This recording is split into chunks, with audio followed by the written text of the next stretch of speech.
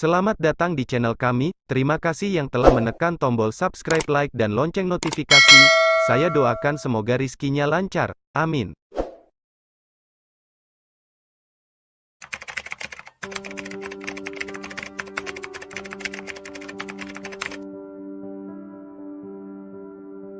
Abuya As-Sayyid Muhammad bin As-Sayyid Alawi Al-Maliki Al-Hasani, lahir di kota Makkah, tahun 1365 Hijriah atau 1945 Masehi.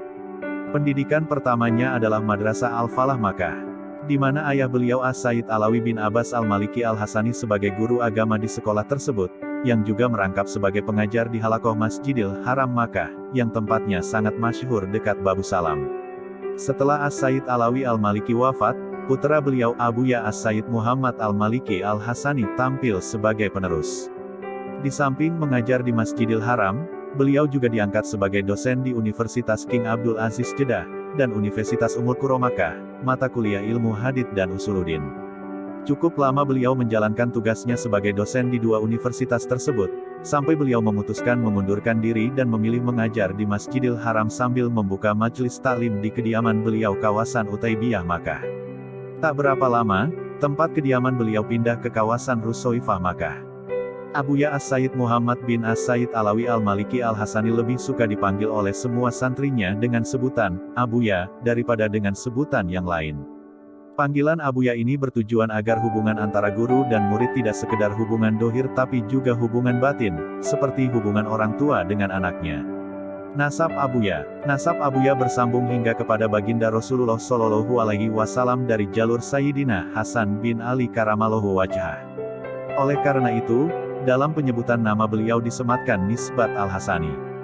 Mereka adalah anak cucu baginda Rasulullah Shallallahu Alaihi Wasallam, wajib untuk kita muliakan, sebagaimana disebutkan dalam kitab Maulid Ad-Daibai. Mereka para ahlul bait Nabi adalah manusia suci. Dan ingatlah bahwa mereka adalah para penjaga bumi.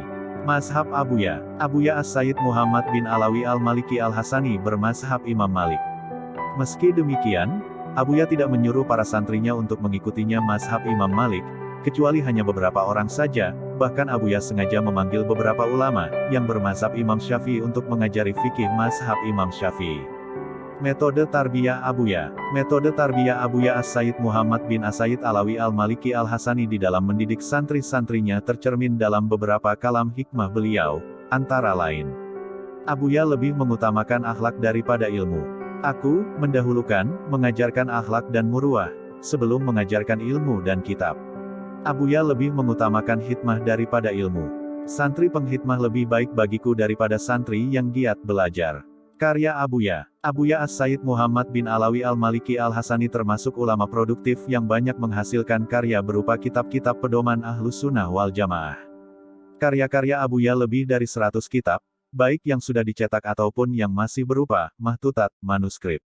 Karomah Abuya. Di antara sekian banyak karomah Abuya As-Sayyid Muhammad bin As-Sayyid Alawi Al-Maliki Al-Hasani yang tidak bisa dipungkiri siapapun, adalah doa dan permohonan Abuya kepada Allah.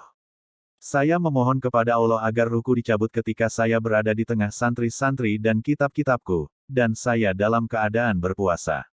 Abuya As-Sayyid Muhammad bin Alawi Al-Maliki Al-Hasani wafat hari Jumat tanggal 15 Ramadan 1425 Hijriah atau tanggal 30 Oktober tahun 2004 Masehi.